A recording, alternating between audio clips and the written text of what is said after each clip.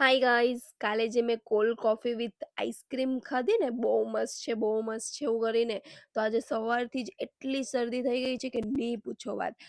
જેમ તેમ ઉઠીને જીમ આવી છું, કેમ કે ઓલરેડી ટ્રીપ કરી, પછી બીમાર પડી અને એના લીધે જીમમાં બહુ જ રજા પડી. તો વિચાર્યું જવા જ દે, નહીં તો વધારે રજા પડી જશે. અને આજે તો જીમમાં છે બેક ડે. પછી એક્સરસાઇઝ કરીને હું આવી ગઈ સીધી હોસ્પિટલ દવા લેવા માટે, કારણ કે લાસ્ટ ટાઈમ જ્યારે બીમાર પડેલી ને ત્યારે દવા નહીં પીધેલી હતી, અને એના લીધે મારે હોસ્પિટલમાં એડમિટ થવું પડેલું. એટલે ચૂપચાપ હું આવી ગઈ હોસ્પિટલ. ક્લિનિક તો ખુલી ગયું છે, પણ ડૉક્ટર હજુ આવ્યા નથી. 9:30નો ટાઈમ હતો, 10 વાગી ગયા છે, પણ ડૉક્ટર જ નથી. એટલે વેઇટ કરી કરીને હું આવી ગઈ ઘરે.